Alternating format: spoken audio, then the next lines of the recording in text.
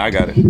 No, yeah, I think this is a good angle for me too. Like, y'all leaving them on and taking them off? uh, I ain't gonna be the odd man out since y'all I don't wanna like. I don't like hearing since myself. y'all want to be overly cool. All right, no, I like being cool. You could be the odd man out if you want to. all right. All right. I like the cans. You do? Yeah, look at me being influenced. Look at that. That peer pressure. Look at this peer Wait, so pressure is I'm the odd man out? Huh? I'm the odd man out? Yeah. And to make it official, you said you were taking off your headphones because you don't like to hear yourself. Like taking off the headphones makes a difference. Damn. Yo, Marlon's logic is second to none. He don't like to hear himself in his ears. Yeah, like during sex, I need her to be louder than me because I don't need to hear myself breathing. You know what I'm saying? It's crazy that the my whole childhood growing up, you had the phone that you do this to. It's got the listen and it's got the talk, and now you just put a thing in your ear like a Q-tip, and it hears the fucking. I think it was Beethoven. Which one of them niggas was deaf? Wasn't it Bach that was deaf? I think it was one of them niggas. I thought you were talking about the dogs. I'm like, same difference. But the shit, old white people dog, same thing. One of them niggas that used to do the piano orchestra shit. Oh, you talking about Ray Charles? Nah, way back. Like the doo. Yo, this nigga, and pause everything I'm about to say. This nigga used to put like a metal rod in his mouth to feel the vibrations and shit, because he couldn't hear nothing. He must have got trained by my uncle. Nah, nigga, I'm not following that. Hey, which train were you talking about, my brother? Exactly. Yikes. You must have trained your uncle, is what you meant to say. Wow. Wowzers, bro. No, what happened to the there's no official. We'll get to the start at some point in time. What happened to the handicapped musicians, bro? That hasn't transition. been any in a long time. They still exist. But they're mostly on social media, though. That's the main thing. You know, drill artists are pretty. Are we using the R word? Can we use it? You're calling them retarded because of their subject matter?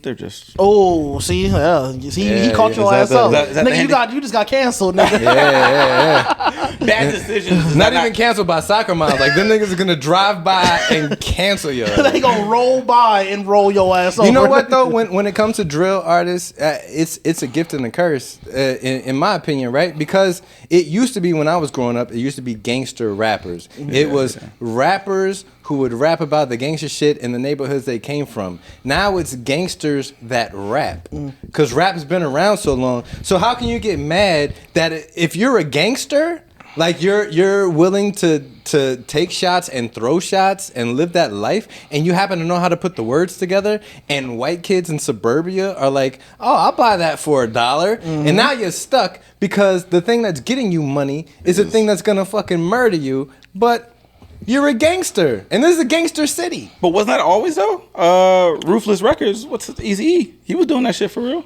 Yeah, but he was a businessman from what I heard. But I'm just saying, I'm taking away the retarded moniker just because. Oh, jokingly, they happen to because if you come from out of town and you're just visiting Chicago and you go downtown, what's one of the first 3 things that you're gonna see to spend money on? Al Capone. Yeah, true. Like this mafia city museums. promotes gangsters. Disney, Robin Hood, a gangster, bro. I mean, Amazon, Walmart, they're gangsters. Yeah, yes, indeed. Yeah. They steal from everybody. They be shooting mom and pops straight in the dome piece. Nigga, what you got? Knickknacks? You selling patty wax? You selling colorful magnets with niggas' names and rhinestones? Nigga, bye. Yeah, exactly. Get your hope out of here. Goddamn. They got 401k for a crip. We've said many things today that need to be TV shows, branded movies. I hope Yeah, you guys we are taking definitely notes. got to do Jay Sean Bourne, bro. Oh yeah, I'm down for that shit. Yeah, I'm all about the sketches, man. You got to draw this goddamn. You could be Jay Sean Bourne. That would be the funniest thing ever. Yeah, you know what I mean? Yeah. Especially if it's like like how would I explain it? Like it's like a persona that comes out. Yeah, where you only in really like, and then your whole voice changes and everything. So you start speaking like and then your hair magically goes to a ponytail. It's the nigga version of Super Saiyan. Like his hair goes from being down to just like in a ponytail. I don't have a lot of money, but I have a particular set of skills. Skills that make me very good at finding people like you. I can make oodles and noodles without water.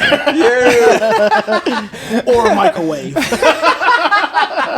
Yo, I was late to ramen noodles, bro. I didn't grow up with them shorts. So, like, Yo. as an adult, that's when I started eating them. Oh, privilege ass nigga. Yeah, Talking about I didn't grow up with I was ramen. eating turkey and caviar. Don't be How you hating, grew up yo. without Roman noodles, bro? I grew up with love. Wow. I'm pretty sure my parents love me, nigga. I had a 2-parent household. The fuck? Yeah, yeah. Oh, you had a 2-parent household? Yes. No, that's crazy. No, what's crazy is when niggas try to overbrag how shitty their childhood was. What you talking about, dog? We ain't have legs. I just got toes, nigga. That's an adult thing. Hey, anyway, when Duncan Penderhughes is done talking about his fucking perfect childhood. Yeah, exactly. Like, I wasn't able to eat ramen noodles. Oh, so Yeah. what? All right. Hold on, but he was talking to 2-parent. Is this okay? I used to teach kids, and I used to be like, from my experience, the kids with one parent. You should not be around a school. True, Yeah, but kids with one parent were the better students. The kids with 2 parents were lazy. They had a certain level. I said, you got too much love in your life. Someone needs to beat you. That is crazy work. That you They should didn't be have work fired ethic. immediately, That is nigga. crazy. They didn't have work ethic. I'm telling you, you can ask my business partners, the other coworkers, something about losing a parent makes you a better. I More grew up, discipline. I kind of grew up with the whole spectrum. So I never met my biological father ever once. And my step pop though has been around since I was like a year and some change. And then my mom and him is still married to this day. But he was a military guy, and this was 80s, 90s. So when he was in the Cold War, he was in Desert Storm, Desert Shield. So it was nothing. He'd be gone 6 months, 8 months, year and a half, and he's fighting wars like might not come home type shit on a regular basis. But when he was gone, I was a goddamn Tasmanian terrorist, bro. I was a fucking Peruvian pickpocket when he was fucking Goddamn. gone. And when he came back, this nigga's 6'3". You know what I mean? Solid fucking. Wait, how tall are you? I'm 6. Really? Yeah. How tall are you? 6'1". Damn, he said that with authority too. Like he could tell that hit home. Yeah. But when Pop was gone, it was a wrap. Like your mom's is only gonna be in control until you're 14 and a half. Facts. If that, my mom lost control way before that for me. Like, Yeah. by 14 and a half, I was like full into graffiti shit. So like, she couldn't tell me shit. Yeah. Like, By 14 and a half, if you don't got a football coach at the school keeping you out the streets, you're going to be one of them goofy ass goddamn drill rappers you hate. You got no choice. I used to film these guys, so I've had hella experience. I was filming I remember they killed somebody the same day we got there, and they was like, I don't know if you still want to shoot this music video. I'm like, nigga, I'm broke. Let's do this. yeah, I mean, you still paying? The fuck? Yeah, would Like, y'all do it? Yo, these kids used to pull up with like, I ain't got much on me, dog. I got like 400, like just pulling out full wads. I'm like, I guess I'll take it, but next time I need more. Like, let's get this money and leave, I guess bro. that will work for now. Hey, what's this maroonish, brownish Staying on this carpet right Yeah, here. and you know what's funny? They used to, when they were around us, I saw the childlike mentality in them. Like, All right, kids. name one rapper right now that you shot a I music can't video for. expose them. Because they don't exist. No. Wow. I'm calling your. Wait, I'm the pulling your drill card. rapper? Yeah. I'll show you afterwards, though. Okay, I can show okay. you. I explain it. I don't know if you guys remember. I always said we were some of the first filmers. Like, look about 2010. Do you guys remember anybody else doing DSLR filming commercially besides AZ and D Gaines? Can't say that I do. I don't know. We was behind the scenes, but we went commercial first. And I always say I saw the Chicago change because the college kids, the little white nations who took over, who didn't have to like film for a living or survival, who were able to afford the cameras in college. That's what changed the game. Like that's why I got beef for Lyrical Lemonade, because he was just a white boy that grew up with a lot of nigga friends, and he was able to put them on. What's wrong with that? It's not, but like, so from my experience, all the Joe rappers started with us. And then once they got their clout up a little bit more money, they went to the commercial route to the Asian or the white kid who had a lot more opportunities at their disposal. Yeah, it's the reason why I got an iPhone that was made in fucking whatchamacallit. Vietnam, probably. Yeah, bro. But I wish that we understood the value of growing with the community. You know what I mean? If they understood, like, we were investing in, I joke about the Joe rappers, but I invested in them a lot. Like, we actually had conversations. Like, when I was with them, I got them to talk about Dragon Ball Z and, like, other shit while sitting on their block. Killers all around us with the guns still waiting. I never treated them or exposed them. I didn't even show them I was scared around them. Like, my homie, he was like, you gonna film a music video? They just kill somebody. I was like, I don't care, bro. Ladies and gentlemen, boys and girls, children of all ages, we are back. Another episode of Real Rap Podcast. I am here with two prestigious guests. It's a brand new M&M show. So we have Marlon, Melvin, and Mike. We're gonna. It's episode 55. Pretty sure we're gonna hop right back into the conversation. You guys know how it goes. Anyway, go back to that because there was a time where you was goofy if you was into Dragon Ball. Like if you was in the hood, if you was, now Marky, when I was growing up, everybody was into Power Rangers and whatnot. And I did high school in Japan, so I had already saw the entire Dragon Ball Z like 10 years before it even made it to the States or whatever like that. Fucking Super Sentai and all that shit too. Yeah, so but when I get here, people is acting like, oh, you watch anime, you goofy, this, that, and the third, but now it's mainstream. Yeah, it's mainstream. But what was that like? What was that like? Because are both of y'all from Chicago? Border raised. What was that like growing up? Well, in and out, fair enough. Growing up, were you like? Did somebody put you on? Did you already know about it? For me, it was like one of those things where you heard about it from another kid, and usually that kid was also like the super nerdy kid that like none of the popular kids kind of associated with, or one of the kids that got bullied, and that's how it was for me. Like I found out through another kid. I actually found, because it started for me, like, I grew up in the early 2000s, you know what I mean? So it's like most kids, I found anime through Toonami.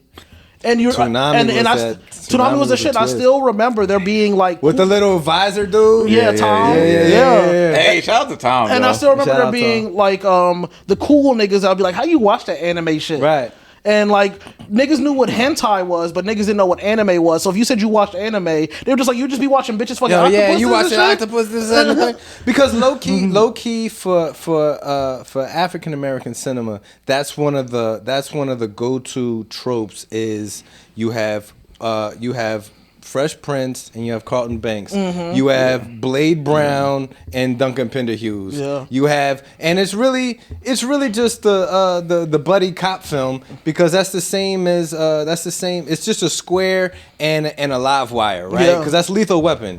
Danny Glover is the square. Mel Gibson is the live wire. But in real life, like it almost plays out that way too. Like, did you feel like an outcast for being into, quote unquote nerdy business growing up? I want to ask him because we're actually all different generations. You're more 80s, I'm 90s, he's 2000s. Oh, fire. Yeah, so I don't think we had to deal.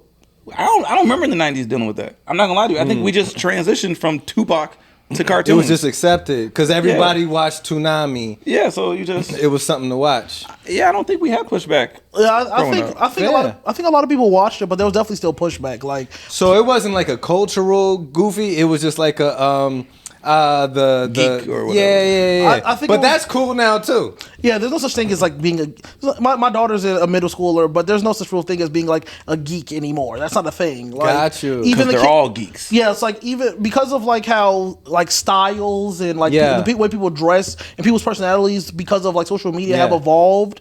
There's nobody that kind of falls into that. There's like an infinite amount of subcultures. Yeah, and it's easy to find each other. Exactly. Now. So there are still the people that perceive themselves as popular, but that doesn't really exist because at the end of the day, it's gonna be a group of motherfuckers sitting on their phones watching TikToks all together, and that's their friend group hanging out. You know what I mean? As opposed to like, even if you cool or if you're not cool, like none of that shit matters because like, everybody's so like attached to their phones, especially kids. They're so attached to their phones that you see a lot of that with them. Well, we agree that's negative, right? Oh yeah, I'm not saying it's a good thing, but I mean I think it's good that like but kids aren't gonna be mean regardless. Like kids find a way to be mean, even if like. Why would you say it's negative though, Mark? And I'm only asking that because I feel like it's just change is inevitable, right? It's just because when the TVs came around, there was 3 dudes just like us going, man, we used to sit down at the campfire and talk tell stories, spooky stories, read books. It's over now, and it was, but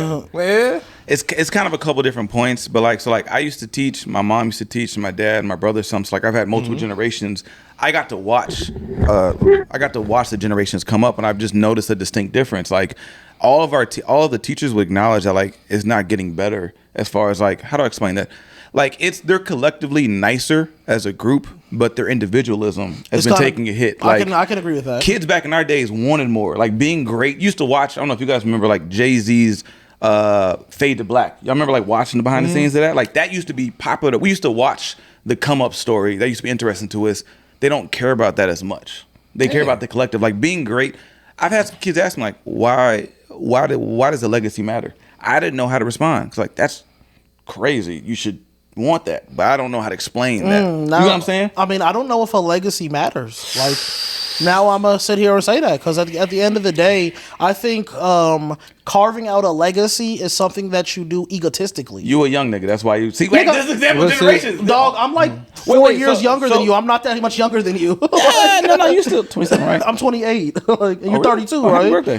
33. Well, it's a big enough difference. I gauge things off of high school. Like if you're 4 to 5, because if you watch the kids grow, the freshmen versus the seniors, distinct. And if you were a freshman who grew up with an older class, their mindset was different. Like I'm a 90s kid, but I grew up with my brother's friends in the 80s. So I didn't have the same type of personality as the kids in my peer group. And that makes a lot of sense, Marlon. But I would say with legacy and with so many words these days, we not even process, but we absorb so much information at such a fast pace. Facts. And the cycle for the things that stay in the zeitgeist now is so fast that a lot of things get bastardized, and words are definitely one of those things. Words, hashtags, phrases, and legacy is one of those things that gets bastardized. Now, if you're 9 to 5 Joe Schmo, you're gonna work 25, 30 years, retire, 401k, old lady down in Florida, put your kids through college. Your legacy is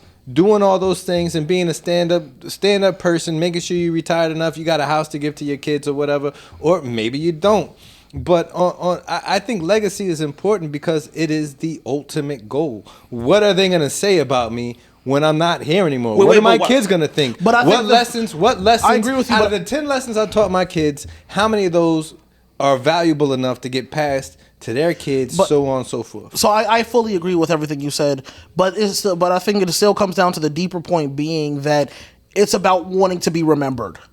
You know what I mean? So at the end of the day, it's about you. It's an egotistical Why do you thing. have kids then? That's egotistical. I'm about to hit you with that. That's legacy. Kids are legacy. Kids are, yeah, I agree. But why wouldn't you want to be remembered, though? It's not a matter of not wanting to be remembered. I'm just saying, like, in regards to his question about does a legacy matter, and I would say not necessarily. Like, I'm not saying you can't want to have one, but in the grand scheme of things, does it really matter? I would say no. Because at the end of the day, I say that because, and I think this even attests to us as stand-up comedians, all of us and comedy producers. We all, no matter how old we are, we all want to be Kevin Hart. We all want to be Richard Pryor. We all want to be Martin Lawrence. Like, and when I say that, not me. I'm saying that you want to be the top of what you can be, like a peak of fame. You want to be the top of the mountain. You don't want to just be another nigga climbing the mountain. You know what I mean? Well, there's levels to this. But and I'm sorry, but to get back to your point on wanting to be remembered, every time you have a set and you get off stage, you want to be remembered. No, yeah, for sure. But like I said, I'm just going back to what he said. In the grand scheme of things, I don't think I don't think any of it matters. There's so many points though. There's so many points, right? It's the reason why I said I don't want to be Richard Pryor and Dave Chappelle. These are niggas. They're cogs in the machine. I want to be the machine. It's very important, right? So we're always complaining about rights. You want to be Harvey Weinstein? Yeah, exactly, nigga. Yo, that look was crazy. You see this cast? What you I'm not on your cast. The cast are on mine. Nigga, that's not even your couch. I know, this is crazy. Yo, he's talking real reckless with his feet kicking. Exactly, for real.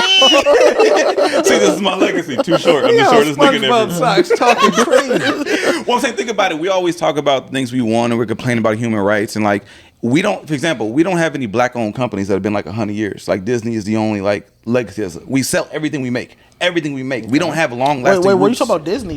Well, I was gonna bring up like they literally changed the world in under 100 years. Like they've hit 100 now, but Walt Disney by their 40 year, maybe 30 or 40, they literally changed the game. 60 years in, they changed monopoly rules because of these niggas. They own state. They affect every state that Disneyland's in. Yeah. Like you're talking about legacy doesn't matter. Disney's affected multiple generations of childhoods. They literally raised your kids. I understand. That's when it goes back to what Mike was saying about how there's different levels to what you would define as legacy. You know what I mean? It's like an overlooking. Because the name Disney is a legacy that's going to last as long as time is being recorded. The name of Bob Iger, Disney's current CEO, is getting drugged through the mud right now. I read his book. The name of Jamie Kennedy, the one that's been running all the stand-up comedian. Not Jamie Kennedy. It's something Kennedy. I forget her name. Janet Kennedy. It's whoever from was, Star Wars. Star Wars. Jamie, is it Jamie Kennedy? No, I know what you're talking about. Well, yeah. Her name drugged through the mud. Like Bob Iger stepped away from the CEO role, handed the reins to her. She took over. Things apparently, well, I know things aren't going good because I own Disney stock for a minute. Oh, damn. And now, he's back in the ring and things are, they're trying to pick it up. But legacy on the big scope of things now to Bob Iger and his world, maybe a lot of people don't readily recognize that name, but in his own family, his story is tremendous. Yeah. And for his family, that's going to be a legacy. And that can do good and bad things for the people coming up, because living in somebody else's shadow, bro, being Bronny James, 1,000,000 times worse than being LeBron James. Yeah. Oh yeah, definitely. Of course. But I mean, that's why so for me, legacy is with teaching. You said so many words are being used and misused. We need to take ego, at least from my experience, the younger generation are the only ones I've ever heard call legacy egotistical, because I think they're shaming the sins of their parents versus looking at the long scope of how history works. You just spoke about the one guy who's going to only be known for getting shot by his baby mom and his kids. That's a legacy that we have to be affected by. Like, yes, there's different levels to it, but the long scope is once you decide to have kids, you're now thinking from your child's life beginning to your end. That is a long scope. So that's why legacy is important. This new generation only thinks about immediacy. And that is they're thinking about money, what can I get, vacations. A lot of kids, like I said, I work with them, they think in like, what's that, 25, 35 under club, whatever. Yeah. They don't think past. Like, I've asked a bunch of I worked with a magazine that interviewed 12 women who didn't know each other, and none of them thought past marriage or how to be a partner. They thought about how getting caught. They didn't think about how do I maintain, how do I proceed forward. Like, you know what I mean? Like, one girl, I was just on a date with this young girl, and she was like, in 5 years, kids, family. That's me. I'm like, all right, but that's 5 years. Like, what you? And she was like, respectfully, Marlon, I can never be as old as you when you're not having kids. I'm like, it's not disrespect, because I'm going to do more things than you're ever doing in your life. I've already done them. Like, she goes out of the country, but she doesn't travel around Illinois. I'm like, how you going to be in one of the top 3 biggest cities in the country and you don't travel around your own state? I'm known all throughout our state and in other states. You just take vacations. I'm not coming at you when I say this. Please don't take it the wrong way. No, it's fine. It's not for you no more. If I watched the new, so I grew up on the first Ninja Turtles with the live action, and they was wearing the costumes and everything. Yeah. It was fire. It's burned in my memory, right? I could watch it once, and I'll probably start remembering most of the words, right? Go Ninja, that new one, that new one, with Vanilla. I even watched the second one. Yeah. Now that new one, trash. Yeah, it was trash. You know why? I'm in my 40s, bro. It's not for me. Exactly. Yo, it does not matter how old you ever get. 16 is always going to be 16. 21 is always going to be 21. 25, 30 is always going to be 30. You get older. Now, bro, I joined the military when I was 18 years old, right? I was still stationed in California by the time I turned 19, and my suite mate, who ended up actually passing away the same night he moved into my room, was 30 years old.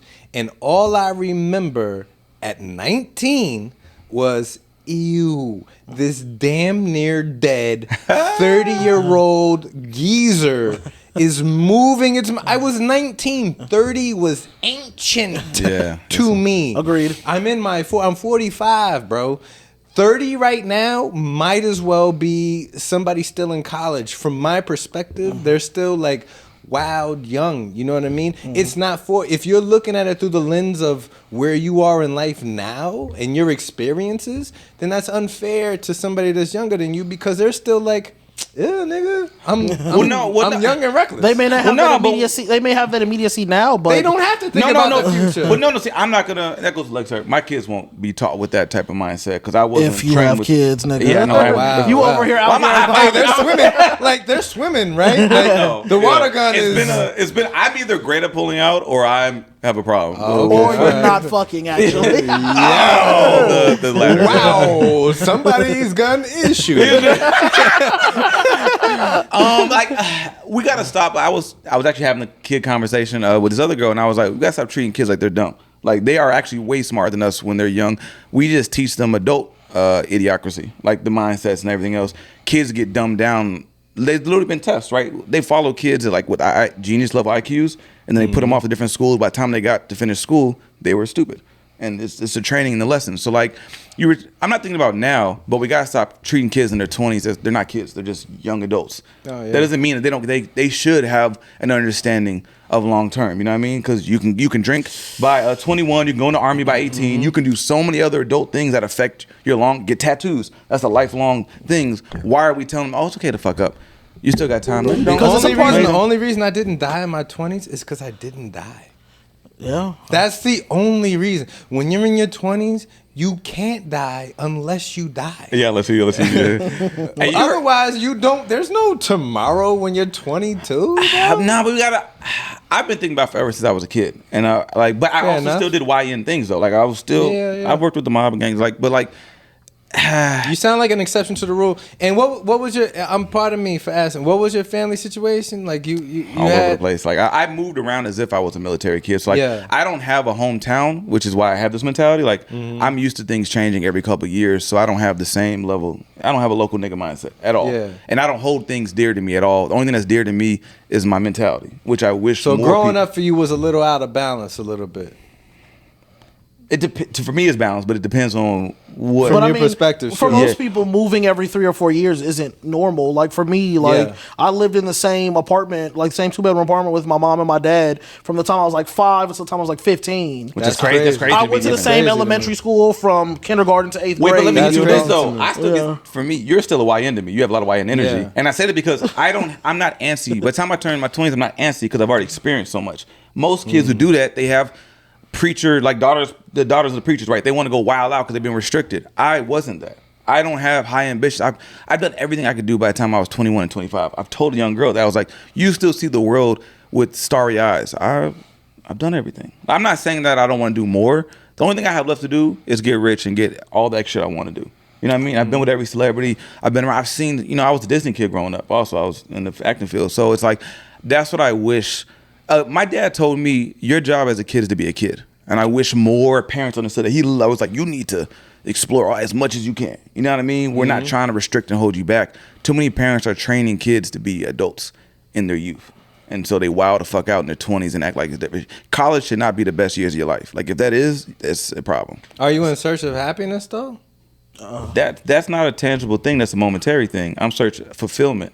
You said that with the confidence of a fact. Yeah, because I was a teacher. I've been a teacher for most. What does that got to do with happiness? You also said that with this this residual tone of depression. Yeah, like you said it. You said it like I just said this book closed. Next topic. Hey, but I say it on camera because everybody will agree. Like I said, I've been doing this long enough to where again I've heard all the responses from so many different diverse people from all age groups. I've taught kids from like. So you're agreeing that it's true for you, but not a fact. No, it's a fact for everybody. Fulfillment is you can't even Google it. Wait. Now I'm very interested. Now I'm very interested. Emotions because are you are telling me what my happiness is, which is mind blowing. No, that's not what I'm saying. You can ask ChatGPT or Google. Emotions are emotions. I'm saying emotions are fleeting. Fulfillment is the thing that asking ChatGPT or Google two things that don't feel emotions have to do with telling me what emotions are. How dare you? Those are two computer things created by people. No, they have emotions. How dare you? Okay. That's a whole different argument. They literally don't have the chemical ability to generate happiness. But I'm saying if you brought this up, like even if you bring a psychiatrist, because my friend's one of those, we're open to business, he'll tell you like, honestly, way better than me. I'm not as most fluent as explaining this, but like that's not a tangible thing. That's what as teachers we always explain to kids. Like that's why history repeats, and that's why we do a lot of YN things. We're chasing a fleeting moment. It's very tangible. Emotions, love, fear, anger, depression. Those things are very tangible, and they take root in real life and make things happen in the tangible world. Wait, you're married, right? Yes, I'm married. So don't they always explain in marriage? You don't love her the same every day. That feeling isn't the same every day, but the fulfillment that she gives you with being a good partner or a good parent or something, that is what you're holding on to. You'll have sparked moments that are highs and lows. In that same breath of what you're talking about, you would say faith is not a tangible thing. I mean, if love isn't a tangible thing, faith can't be a tangible thing. I think if we by tangible we're referring, faith can fulfill you. To play devil's advocate, that's what I'm saying. Like, if we're saying that faith is something that is if faith is something that has an overall effect on your life. Like it affects how you interact with people, how people interact with you, or how you interact with the world. Absolutely. Yes, and I think that is what makes it tangible. But I see where Marlon is coming from in the idea of like it is just how you perceive things. It is all a matter of perception, and your perception is not something that is ever tangible. But my perception is the only thing keeping the universe going because I only have my perception. When I'm out of here, the universe is out of here as far as I'm concerned. And I was asking about the faith thing. I might have talked about it on this show before. There was once upon a time, Charlie Hebdo. It's a French news publication, right? And they were told, hey, don't mess around with the Prophet Muhammad. And they was like, oh yeah? And they drew the Prophet Muhammad in their magazine. And guess what happened? 3-4 gentlemen that do believe in the Prophet Muhammad showed up at Charlie Hebdo, took out some knives, and unalived a few of the people that worked at Charlie Hebdo.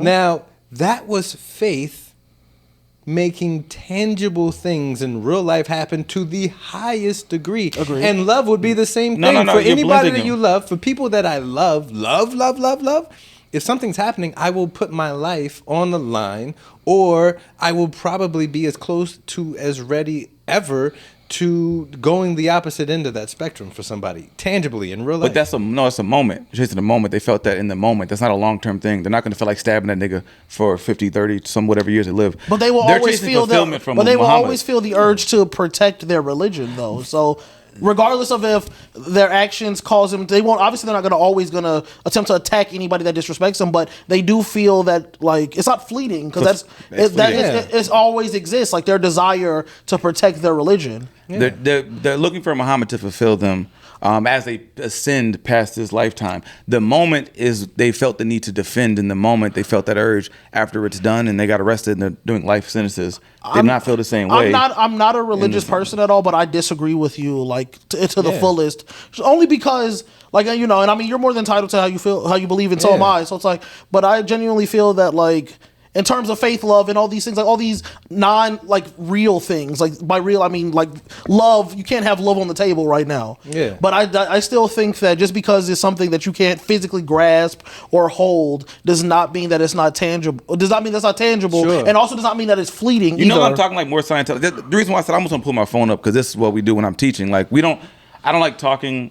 I like to keep things objective. I don't really care about people's subjective. So I would pull the phone out and I would explain. Because again, I don't deem myself the highest credible, right? Like I'll mention people like, hey, he'll explain it better. He'll explain it better. This is not my field. No, I just comprehend the idea of the emotions aren't tangible, mean they're fleeting. Literally, emotions aren't, you're not angry 24/7. You feel the moment, it's gone. The fulfillment, so whatever you're fighting for, that is the long-term fulfillment. But you're not like you're fighting for your partner. I agree with that, but anger is something that exists within you, meaning that it is not something that is fleeting. Even if you're not angry at this moment. That's not how it works, though. Emotion literally isn't consistent, which makes it fleeting. The moment that you got triggered is a moment, so it will fleet away once it's done. We gonna have to agree to disagree on that. That's the beautiful thing about. I appreciate having you brothers on this show, and the fact that we get to have these conversations, because it doesn't matter if we do this podcast for an hour or if we sit here and talk for the next month. Chances are under 5% that I'm ever going to change your core beliefs in what you're saying. You're going to change mine. We're going to change yours. We're going to agree on certain points, disagree on certain points. And that's fine. But for every point that you have, there's 8 billion people on the planet. There are counterpoints that have the same conviction, the same facts, the same people they can pull up in their phone that are experts in their field to say the exact opposite of what you're saying. So your urge to like fact check us does not make your I'm just saying it's my perspective any more justified. And it sounds like you're saying this is what it is. No, but the thing is, like, that's what I said the difference is. For me, the only reason why I even say I'm a good teacher is you guys will never know my genuine. I don't teach outside of objectivity, because I don't, like you said, I live in my own world. I don't need to push Marlon onto you guys. That actually does. I've told people it doesn't benefit unless like y'all really want to know. Like I used to own a production company, right? So I tangibly have an understanding from filmmaking. If you want Marlon's tangible in that, then that matters. Outside of that, we can just talk about filmmaking as a whole. You know what I mean? I try to separate it so then you know my value. And that's what this, you know what I mean? That's fair. I don't want to walk around telling y'all what I believe in love. But I mean, that's how does that what help you? we're just a bunch of niggas sitting around talking. Yeah, so that's we're just you're chopping it supposed to up. say what you believe in love as opposed to what is objective. And this is engaging. No, I want to be 50 Cent, where if you notice his interviews, he always drops tangible gems you can walk away with. He actually teaches you business. Any interview, you can walk away with something and go do what 50 Cent says. Sure. That's what I want. If I ever do something publicly, right? This ain't behind the scenes. We can go into Marlon, but on camera, but legacy, right? That's what I accepted long ago as my legacy. I want to have a purpose when I talk. I don't want to waste my breath. I don't want to waste my time if people tap into my shit. You know what I mean? That's fair. Yeah. Well, I mean, we're all performers. Yeah. We're on that vibe. Well, I know some people, like I was listening to Patrice O'Neal interview a while ago, and like they were like, fuck, what's that one guy who did Vicious Circle that everybody hates? It was like Dan, that comedian. Oh, Dan, he turns around all fast and he's like, yeah. God, what's his name? It's like What's his Every name? comedian hated him back in the day. He was like Kevin Hart before Kevin Hart. Was it Dan Cook? Is that Yeah, his name? yeah. Cook, yeah. And Mark Maron was saying why he hated him because he had no depth, and Patrice was like, he doesn't want to be. That I'm just saying, like his choice was not to go deep. When you hear him, to only be entertaining. I'm the opposite right now. But when he got older, he talks more in depth now, right? Yeah. Because he lost the mainstream. So that's all I'm saying. But shout out to Dan Cook, by the way. But because I put him, I can see the I can see the parallel between him and a Chicago drill rapper. Because you're living life, you're doing your thing, you have a talent, you start curating it, and then you say a thing, you do an action, you make a move, and next thing you know, everybody's, here's my money, and now you're at the Hollywood crossroads. And they get him. Do I hold my integrity and talk about what I want to talk about, or do I do this thing that's attached to that big bag full of money and a movie with Jessica Alba? Agreed. But I wish that it's kind of funny that they're going to lead this podcast knowing that, like, it's not like I hate these niggas, but I actually grew up filming them niggas, filming all these guys. But like, I actually really do wish that, and this is why I say I wish they learned new long term, because I generally like those guys, like those kids. I wish that they understood it long term. Who? Say their name. I'll show you afterwards, like, Because I don't believe this happened, nigga. We don't believe you need more people. Wait, you don't know about my past? I used to rap battle too. I know, nigga, you told me that. I can show you a video. You have been my homie for a year and a half, and you consistently say you've done this, you've done that, but there is no evidence of any of feels like those a things. Wait, no. He's just he's lazy because you can scroll through Facebook. Facebook has everybody's terrible past. Like, you can Nigga, scroll I have through. scrolled through your Facebook photos. How far you went? For comedy flyers and shit like that. Like, I've tried looking for looking for headshots. Like, and I've probably gone back to like 2019, if not further. No, bro. I was filming back in 2010, bro. I'm older than you, bro. I've been doing this shit for a minute. Nigga, you And I are was a 4 Disney- years older than me. You and my wife are the same age. But wait. Here's why it's different. He said, "Drop a hot $16 right now, nigga. Rap We don't right believe it." now, nigga. Wait, here's the difference, though. Me and Mike maybe remember. I remember Mike watching is Biggie on 13 TV. years older than you. But You I'm and him saying, don't. but I grew up with guys in the 80s. Do you remember Biggie on TV? I remember watching them doing way more Martin. problems when it dropped Oh, on yeah, TV. yeah. That's the difference. That 5-year gap, you weren't like as conscious. Which is crazy to say because I was still a baby, but you know what I mean? Like, I'm conscious enough. Because my brother was from the 80s. So that's what I'm saying. Whoever you grow up with, they force you to grow up. How I said, parents. All I'm saying is show me some Carfax. I don't care about Wait, anything. but Mike, but look at these youngins. So give me your VIN number. nigga. Exactly. But saying he could have done his research. But when I used to teach young kids, I'm gonna do my research right now. Hold on. You could, when I used to Live teach on the pod is Live crazy. on the man. pod. Yeah. hey, type in rad revs. But I had a young nigga tell me, he literally told me, so what you do now, nigga? Like, I remember just so confident, like, I don't give a fuck about your past. It was this young rapper. He was like, nigga, the fuck you did last year? My homie more famous than you now. I was like, Nigga, all I'm seeing is pictures of flowers. What the why fuck? are you on Facebook? Yeah. That's what you said to go. Wow. That's when I had my Guatemalan chick over there, but that's a whole nother story. You know? Picture I of live flowers. life. Yeah, Picture of your cat. Wait, what Picture year of you and some random woman. Battle rapper, huh? 2012. Yeah, exactly. Drill cameraman, huh? I used to be around niggas with guns, I used to keep the pistol in the camera. Exactly. Just in case I had to shoot when I was shooting. I used to hold the gun when the police would come around. I mean, All right, man. wait. Wow, That was a why lot am I of trying to go thumb band for band? That was a lot of thumb swipes. But that is, For by the way, all of our viewers right now love the back of your phones. yeah. Why not let him trigger me into bringing my phone out? I wasn't gonna touch my phone. I've got the proof. Okay, yeah, there we go. Like, I got the proof. Nigga, here's some flowers, nigga. So, Yeah. And I've loved the freestyle conversation, but do me a favor, because both of you two brothers not only produce shows together but produce shows independently. Because a lot of the viewers are not only just comics but also in the entertainment business. What are the things you look for when you're putting together a show, when you're reaching out for talent? What are things that you're keeping on the forefront of your mind? Okay, so sorry. For me, I have a bit more of a niche because I run a black comedy show. You know, especially on the, since it being on the north side, there's not a lot of like shows that are advertised as black comedy shows. Like, it's like me and my best friend is black. Like that's it. Like Big Black Comedy and my best friend is black are like the only north side shows that really claim to be black shows. You know what I mean? And for me, when it comes down to looking for talent, I try to do a mix of like people who I know are funny, like people who I've like seen perform several times and stuff like that. But I also never want to feel like I'm a massive gatekeeper. Because I remember, 4 years ago when I first got into comedy, like trying to get on shows and just hoping someone would give me an opportunity. Sure. And when I started producing shows to give myself an opportunity. And now that I'm a few more years in, and I get booked more consistently now. So I'm not necessarily fighting to get on shows as much as I once was. Like I try to do a mix of like those. Like I will have like Kyrie the Comic, Ty Riggs, like those are all Aaron Chase. These are all people who are like regulars in my room because I genuinely like them as comedians. I genuinely like them as people for the most part, Right. But like if a motherfucker I'd never heard of, like something I learned from Ronnie Ray. Shout out to Ronnie Ray.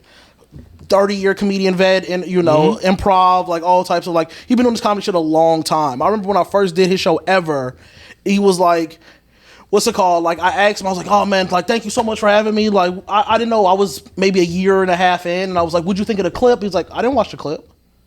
And I'm like, what do you mean you didn't watch the clip? He was like, I don't watch clips. Like if you want to do the show, do the show.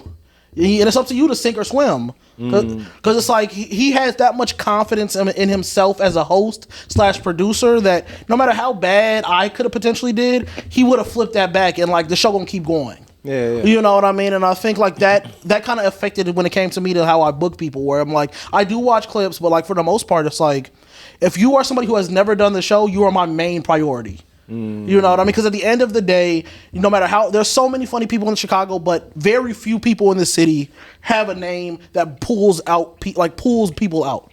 Oh, in the city you're from, good luck to you. Yeah. Like, you know what I mean? So you get a buzz here and then you start going on the road. And then, exactly. And that's what I learned that early on. I learned that, like, it don't matter. I could have Mike Knight, Ty Riggs, Kyrie the Comic, Lisa Laird, Rachel Hall, Michi Hall, like on every single show. That's not going to affect the turnout at all.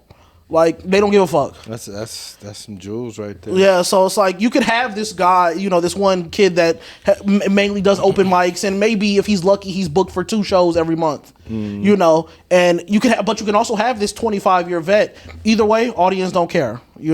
Their standards are just way lower. Like they're most of the times they're like, we just want to see comedy. We don't know who any of these people are. We don't care. Yeah. And that's something that I'm sorry I'm rambling. Not rambling, but I'm sorry that it's long-winded. I also learned that right before I started doing comedy, I worked at Second City, which is actually what got me into comedy.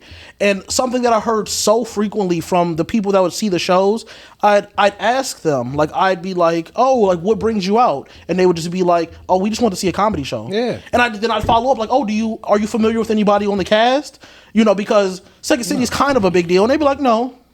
Like they don't, people don't care about that, And I keep that stuff in mind as a producer too, where you're sitting in the bed with your chick. Hey, what you want to watch? Something scary. That's how it starts. Exactly. It's not, I want to see Jason Part 17. It's something scary. And then you go to somethingscary.com and you find whatever movie. Exactly. And that's what you see a lot of that, So like, that's why I'm not crazy when people, like a lot of older comics like to talk about how this, like the newer comedy scene is so shitty and all these lineups are so bad, when it's like, bro, like the audience doesn't give a fuck. That's a death sentence. Yeah, that's a death sentence in life as a general rule of thumb. And I was dancing with it for a long time too. With the man, I'm funny on stage, and that's how they do. Man, if you're not paying attention to what's happening now, you're gonna sit there on that little iceberg of the past until you just stuck in the water. Yeah.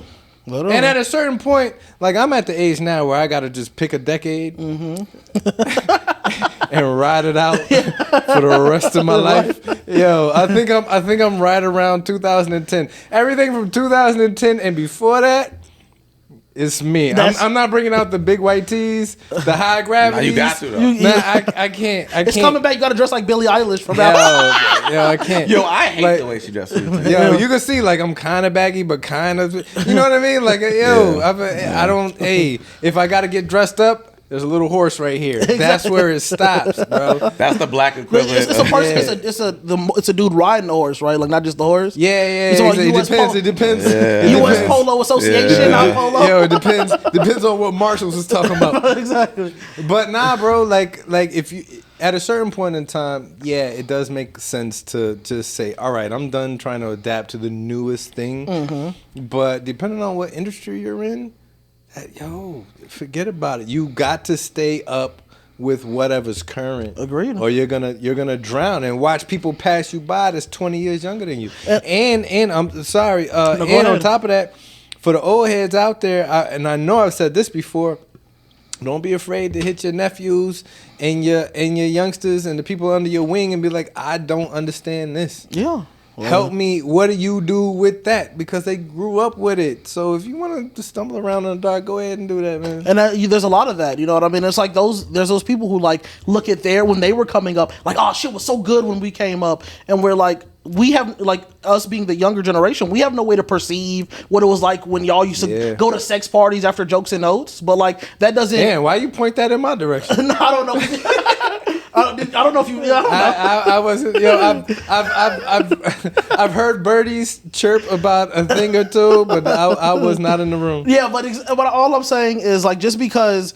Our time is not your time does not mean yours is somehow better. It's just different. You know, it's just like the evolution of things. You know what I mean? Yeah. You also were, you know, when you was doing when all these people were doing all these shows, like people didn't have cell phones. You know what I mean? So nobody, or if they did, ain't nobody just came at your age. That's crazy. No, I'm old enough to still remember back when motherfuckers didn't have iPhones and you weren't just looking at your phone all day unless you had games on your phone. Yeah, unless you had like little Tetris or Snake on the Nokia. Yeah. To get back to legacy, by the way, Beethoven's had the Nokia phone that came out in 2003. Yeah. Beethoven ringtone. No, but I'm being funny, but I'm not being funny. That's a hell of a fucking legacy. Y'all agreed. That's 400 years for you to be the first fucking ringtone, bro. You're right. You're not wrong at all. Yeah. But I mean, I know that's just how I go. I know that was long-winded, but that was just my way of going about like accruing talent and how I've seen like how people try to shit on us. You know what I mean? Which is horrible. Like shit on us as newer comics, like newer and younger comics. Like just because we haven't. That's a part of it. That's a part of it. Don't get pissed off at Ricky. That's one thing that does happen to the younger you are, the more sensitive you are to shit. But guess what? If you're a rookie, take it. Shut your face and take it to an extent. To an extent. Don't let somebody overtly disrespect you. But if you're a rookie, you get treated like a rookie. And you have to respect that, and I understand. But at the same time, outside of this comedy shit, we are all adults, bro. So it's like, and that doesn't mean I have nothing to learn from older people. It's just a matter of, a lot of times people try to school you in a very in a very demeaning manner. Yeah. Like very few of like these older people that try to school you are trying to do it like out of the kindness of their hearts. And they doesn't mean you still can't get the jewels out of it. Yeah, you still got to take what you can get out of it, but you have to also acknowledge that like there's nothing wrong with wanting to be respected. Like I don't in regard to like us as man to man. Like it doesn't need to be like us as comedian to comedian. Like I will happily take in all these gems that you have to offer, but there's no reason to be demeaning about it. That's just me. That's me personally. I'm sorry. Like I've always been a nigga that's weird about authority. You know, I told you I was on the phone with one of my OGs over the weekend, and right before I talked to him, I talked to another OG that's on the same plateau, and I was very humbled. One, that they took the time to pick up, because one of them, after he was like, yo, I'm actually, I wish I could talk to you longer, but I'm running late for a show. Oh, hey, my bad. Hey, thank you so much for even taking this amount of time to got off the phone. The show he was running late for, I saw it on the socials. It was a show with him and Dave Chappelle. Oh wow! So for the simple fact that he picked up the phone to give me any amount of time before he did that, you know what I mean, was mind blowing to me. But then I also have a younger cat that runs in my circle now, and you guys know who he is, and I'll hit him up in a heartbeat. Hey, bro, when you look at this, when you look at that, when you do this, there's a guy right now. Shout out Coop 2.0. I love Coop. I've been rocking with Buddy since way back. We did shows together, and now he's got like 80 million followers for his animal content and whatnot. I hit his ass up 2 weeks ago. He picked up the phone. Thank you again for picking up. He didn't have to, because he could be that guy right now. He could be. I'm making internet money. Hello, goodbye. Yeah. And when I hit him, the same humility that I showed my OGs, I hit my nephew with, hey, how are you looking at this, that, and the third? What's your science behind this? I'm thinking about doing this and this and this. What do you think about it? And he was like, boom, gave me the game. I'm pulling out a notebook with a pen. Yeah. Say that again. Slower. Spell it out. Sound out your words. Use your context clues. All right. Boom, boom, boom, boom, boom. Like, if you're not willing to humble yourself to the people that you perceive above you and below you, you can make it places, but I don't think your longevity is going to be the same as humility. No, that's fair. Yeah, like that was also to your point though, because definitely don't stand for nobody disrespecting. Exactly, and that's the key. You know, it's a thin line, and it's like one of those things where you have to balance that like, you know, you play a balancing act. You know what I mean? Because it's like, you want the help, you want the guidance, but then you also don't want to feel like you are being, patronized. Yes, you're exactly right. And that's the main thing. Like, that was like my dad. If my dad was a movie character, his motherfucking catchphrase would be, "Don't patronize me," because that's something he used to say like set often. He would say that all the time. You know what I mean? I still don't know what it means all the way, but I think I vibe with it. I mean, just don't talk down to me. Like, don't treat me like, don't act like you're my parent and treat me like a child. Yeah. You know, like, that's all I could ever, that's all I could ever ask for, because it's like, when you work a regular job, you're supposed to respect your 45-year-old coworker the same way you respect the 16-year-old who this is their first job and their parents made them get the job. Yeah. You're supposed to have the same level of respect for them. You know, better what I mean? Respect the YNs. They'll steal your cell phone. Exactly, you know what I mean? That's all I'm ever, that's always, and I've never had this issue myself, because like at the end of the day, I have no problem, and I think some people have a problem with just listening. I know I talk a lot, but I can also just shut the fuck up and like listen, and when you have a problem with listening, that's when people get all like weird and defensive, you know what I mean? Like, but yeah, that's a full circle moment. I know you probably want to talk about how you look at talent and stuff like that. Sorry. Damn. He did call you half a sucker just now. He's like, yo, I just dropped it. Yeah, I basically blew the stage up. But if you want some crumbs or something like that, if you want to be a pigeon and go peck at my leftovers, go for it. No, but that was your initial question. So I think we should get back on track. That's all. Yeah. Well, I mean, I think he also said that because me and Melvin see the long term different. That's why he said that. But like, we actually haven't had like. Intentionally, I never actually had a real conversation with comics about my actual business background. Because for one, y'all don't give a fuck. Y'all, there's an artist mindset. Very few actually want to understand the business. But like, we can actually have a real. I could name drop all day. But what I want artists to understand is entertainment matters more than anything. Like, I don't use the word funny anymore. That's low scale entertainment. Like, IP creation is the only thing that matters to the longest degree. Like, that's why you can't easily trace my background, because I used to be an image consultant and brand consultant for companies. I was building companies. I don't need y'all niggas to know what I do. The people with money do. The people behind the scenes. I know my worth is, we did it at Surge. Any place I go, I upscale the value of their business. I actually just got the earnings from the bar. I know what I make from 30 people in the show to 50, what I bring in. I'm working on a business packet right now for my shows. Like, I'm still one of the biggest indie brands in Chicago because I travel outside of state. I don't put Variance in my bio. Variance doesn't have Marlon in the bio. My brand needs to outlive Marlon. If you're competing with your brand ain't big enough, and you're not thinking of a scope, right? That's why I told you, like, you went to a venue that doesn't appreciate us as much. I've said them that.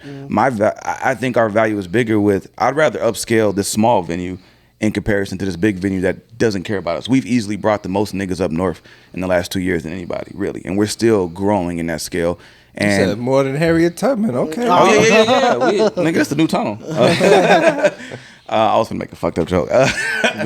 So when you said the value, that's why I'm like, that's why I said, that's why I was very, very quiet, because I don't want to step on his view on that. And the only reason why I mentioned youth is I'm not crazy older than him, but I'm also acknowledging, like, I've learned working with him and even Laz, they're both still in their 20s.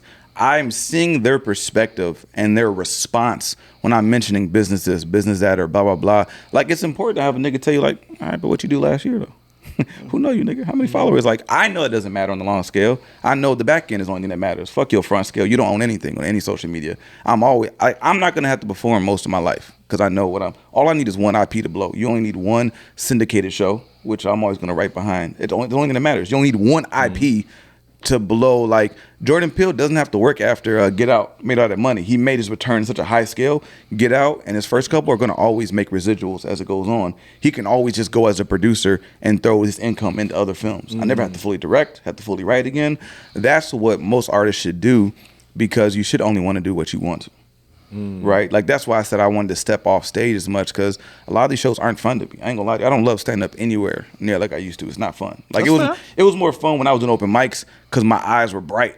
And now that I know behind the scenes, I hate Chicago. You know, I hate our scene. It's terrible. Like, they're not doing things that are really growth pattern. Like, I know we talked off camera, and I can from a business standpoint, I can name drop you, like, jokes aside. I can break you down from a price standpoint to a legacy standpoint to a talent growth standpoint to a branding standpoint, why this shit doesn't matter, and why most of our legends, we have the biggest legends, we're great, but they don't leave outside of the city, really. I mean, we have the ones who do, but the ones that we can touch and grasp, they can't tell you how to lead a city. They don't know how. They don't know how to take an IP out of the city, the region in the state, take it somewhere else so they don't have to keep fighting for shows. We should want to do what the fuck we want to do and create. Like, my goal, me and my business partner's goal is to be the next Disney. Like I told you, I want a black-owned company that has lasted for 100 years. Kids need that. Like, power for me is I can get any one of my cousins a job moving forward. And I've told my whole family that when I make it, I'm going to show y'all what the actual difference is. What help is like. Nobody with my Hewlett name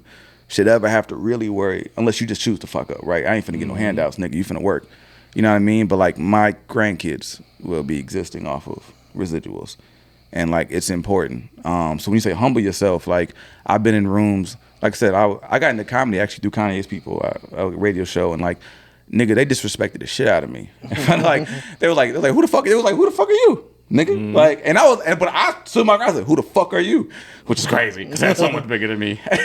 But I proved the point, though. We produced our first festival in 2016, and we did it within 3 months. And I had over 300 people. I did it on a Sunday, the day before July 4th. And they were like, you're supposed to do 6 months minimum to do a festival. You know, it was on Michigan Avenue. We did it at the old Cadillac Records building off of Michigan Ave. So, like, legendary building. And, like, you just stand your ground, right? Like, I didn't disrespect them. I felt hella disrespected, by the way. Like, they called me out in front of my whole team trying to sun me. But what they couldn't argue is, like, you just know how to combat it, right? Stand on your ground. I fought back, but I was able to humble my artistry, and I had to really tap into a business side and flip the whole shit. We didn't excel in everything I wanted. You know what I mean? There were so many other things about it. But I earned that respect that day, is what I'm saying. And, like, that's why I don't use the word funny or who cares about your stage presence. If you're still struggling to get a 10-minute set, if you don't know what it's like to get a universal set, you're not trying to be a professional artist. And that's all I care about. Like, can we grow together? You might not be where I need you to be at yet. It don't matter. I ain't where I need to be at from a skill level standpoint, but I understand what it means to be a host. I understand what it means to be a feature, what it means to be a headline, what it means to be maybe a middle, somewhere in the middle of the road act. I know how to perform in front of a old, young, white crowd, whatever else. Like, if you don't understand that, what are you doing it for? It's a hobby to you. My bad. There's not many professional stand-up comics that I can respectfully say in the city, unless you can just honestly tell to me, I don't care, I'm trying to take my niche. Can please bookmark where you're at. I just want to make sure Melvin is cool, because it sounds like, nigga, you got awake apnea, bro.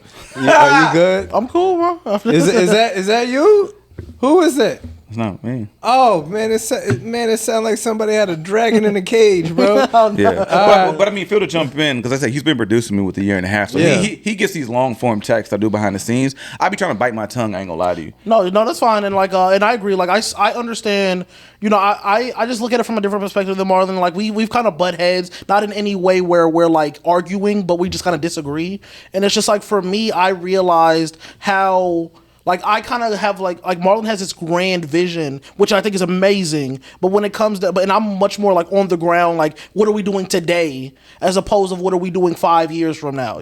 Because you got to get through today to get to 5 years from now. Have both of those. Well, the only reason why that is why so many of our black artists and artists in general have been raped in their deals, because they weren't thinking long term. And you're right, but certain like situations force you into a box where you can't be thinking about 2 years from now. Not if you work with me, son. I got you. No, I got you, bro. Because I mean, we've talked. I ain't gonna let my niggas get screwed. Like, if you generally. No, we've had these conversations though. But I'm thinking, like, if we're talking about today's show, and I know you have, and I think that's where we butt heads a lot because you have a grander vision, and I see your vision. Like, I fully understand where your angle, where you want things to be. But I'm way more focused on how things are now because that's what's most important. How we do things now is what gets us to how we do things later, if that makes sense. And like I can give some examples, like for me, like Marlon's always looking for ways we could find sponsors, ways we could do brand deals. He's always looking into, which is great, but then he's also looking into like the best photographers, the best videographers, which are things that may often put us in significant debt from a show. No, my business partner, because I talked to my business partner about that. He wants to talk to you about that. So me and him we've only produced 3 shows in 2 years, but everybody knows about our show. His point would make sense if I produced our show monthly. We only produced 3 shows. Those are investment shows. They're not supposed to be treated like a monthly show. You can't get investments if you got a rinky dinky. Like remember how we lost the footage for our first show? If I ain't investing in that great photographer, that's what made the show live. Because her photos helped us because we lost the footage. Yeah. You gotta invest in. So you know what I'm saying? But also I would pull back. I told you the venue, right? I don't think the venue is worth the cost for a monthly thing because they're not pouring into us. But that is a part of the business conversations we would have. I would never take our show while it's growing to a venue like that monthly because the returns don't make sense and they don't invest back into us. I do agree with that. I do agree with that. I think that was one thing, that happened for me when I did move my show. I did kind of lose that, like, I mean, I felt the same way when I was at Surge as well as with the Den. Like, I can say that, like, I felt like the same level. I feel the same lack of support from either venue. But now that I stayed, though, which don't get me wrong, it was rough when we started. But they, like I said, I ain't gonna lie to you. Like, business Marlon, I'll step on anybody's toes. Niggas ain't done a lot. I've been doing this for 20 years. I was a Disney kid. Like, we can really talk the talk if you want. I respect any performer who, if you've been doing stand-up longer than me, you OG. Like, you still OG to me. I'm never gonna disrespect your stand-up shit. I'm just saying that. From a business standpoint, though, don't play with me. I do this. So, I made Surge understand. And don't get me wrong, Surge, I ain't disrespecting you. You've helped me, too. Surge ain't watching it. You're like, Sonny's just sitting at his desk. Stop racking. Stop racking. Did you hear this? Hey, I just trying to fuck up my deal yet. You know what I'm saying? But like, we had to have understanding. Like, I know what I did for Surge. You know what I mean? I'm not like, and I can do more for him. So I'm just saying, like, we had to have an understanding. Hey, y'all, you know what the fuck I done brought here? You know how many shows I done help people come produce here and stuff. So that's what I'm just saying. Like, well, that's the blessing. Now you're free, and you can go take that to. And it sounds like you got things on the horizon. I'm trying to build residencies. Me and him talked about him and Vash. We're trying to build. Julia actually brought this about 2 years ago to my attention first. Like, eventually creating a festival, the Windy City Festival. They beat us to it, but like eventually I want to work on those platforms. And I want producing and show running to be the forefront. Artists need to stop doing a set. Honestly, no matter your skill set, 10 minutes is easy. Everybody should be able to do 10 minutes of entertainment. You know what I mean? Dave Chappelle said you ain't got to be funny all the time, but you got to be interesting. That's generally more important. Now I understand y'all, comics might disagree. I got to kill a nigga every minute. You know what I mean? But not every minute. From a business, from a producer standpoint, wouldn't you rather have someone a lineup of interesting people than people bombing all the time because they're trying to be funny?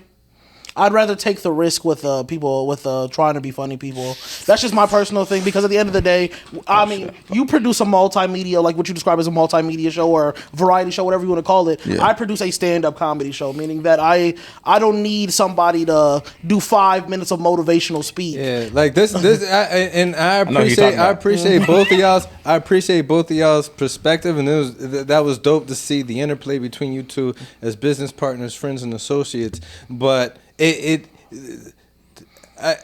of the day, funny's funny. You don't have to overthink it. You don't have to ask nobody. Did they laugh when you said that thing? Yeah, then it was funny. Did a lot of them? Did the whole room laugh? Then that was really, really funny. Hey, did you get asses in seats? How many of them? 50%, 75%, 100%? How big was the venue? Did you get all the asses in all the seats? Yes, then what you're doing is successful. Did you make the people laugh? Yeah. Then what you're doing is successful. Keep grinding, make it bigger, better, and more polished. And the science behind it is all well and good, but at the end of the day, they're two binary decisions. Did they laugh when you said the thing that you said? Then it's funny. Did you put asses in seats when you made the thing for people to come to? then you produced it well. You know? Those are actually the same things though. So I'm saying like it is. What I'm saying it's easy is like if you performed enough, if you understand whatever your science is, half the room laughed, 25% of the room, it doesn't matter. You did it. So you've already said it. So now focus on the show. Like your placement in the lineup, whether it's stand up or multimedia, don't affect the show. That's a bottom line for business. That as an entertainer or a producer. That's important. That's what I'm saying. Like most shows don't cater to the performer. That's why the show matters. Like, am I really putting up Melvin to win? Like, the synchronicity of shows matter. Like I worked with a couple people last couple months. It was so obvious that their lineups were thrown together randomly. Like the order didn't make sense. The show theme didn't make sense. You ain't gotta do much for a theme. Just fucking make sense. Make your host make sense. Make the person who opens Make and it close. make sense. And with that, gentlemen, I see both of y'all came in with your merch. Please plug the merch. Please plug any shows or anything that people can find you on. Yeah. Well, talk about it. Say it out loud. Okay, yeah, I got you. Sorry, I had to move the camera to show it. So this was designed by a good friend of mine that I know from graffiti. But I sell these. You can get them on my website, Melvin Stewart Comedy. It's fucking inspired by that one thing from Scary Movie when they cut his brain open. And it's it's your brain on drugs and shit like that. But yeah, I mean, in terms of social media, you can find me at Sensei Millie. On pretty much everything. On Facebook, Melvin Stewart Comedy. Please follow Big Black Comedy Shy. We got a big show coming up. This Sunday. We got Elijah Nevels from Ohio coming in the headline, and it was initially in the big room, but we still gonna make it happen. Yeah, hell yeah. Hey, follow Variance Network everywhere. Our live show is called The Variance. My name is Marlon Hugh, producing comedy, variety shows, and eventually film. I think we're all into that. Hey. Yeah, I'm working on a script right now. We're trying to really... I've already started filming one actually. I don't know. Sorry. Go ahead. Yeah, hell yeah. Nah, other than that, did you get your drop? Yeah, basically, Variance. We coming to every city: Atlanta, Chicago, Missouri. Oh, I don't know. I guess I should plug my special. New Orleans. Check out my special on YouTube. Ain't nothing special about it. It's not really a special. It was my first time doing 30. Jesus. It was my first time doing 30. Oh my God, bro. You should have. If that was your plug, you shouldn't have plugged. You should have plugged your mouth. Hey, check out my special. It's really not that special. Nothing special about it. It's special to me. All those words in a row canceled each other out at a level that is scientifically impossible. You either plug it with pride or you tuck that shit in the dark somewhere. I thought it was the title. This is not a special. No, that's what I thought. The title is Ain't Nothing Special About It. That's the title. Yeah. Okay. Yeah. But then after that, you was like, it's really not all that. Because that's what I thought too. I was like, oh, that's a pretty clever special. It's like, ain't nothing really. Then he started being like Spanky from the. Then he started being. That should be being pessimistic. I'm sorry, but yeah, check it out. Ain't nothing special about it. I'm very proud check of it. Out. It. Ain't nothing. That's what I love to hear, bro. And this is Mike Knight, the Real Rap Podcast. It's not really real. Nobody rapped, even though we was waiting on this nigga. Even to get though his Marlon bars swore together. he was a battle rapper. He didn't tell one Yo Mama joke. Hey, if I find a clip you want to put in, nah. We'll see. No, I'm skeptical. Real Rap Podcast, you know what it is already. I've been keeping y'all. I told you, man, I was coming back to back. So expect another one on the way. Make sure you follow my guys. Marlon and Melvin and the Real Rap Podcast and Mike Knott Comedy. Keep on coming back. Like, share, subscribe. Love y'all. Peace.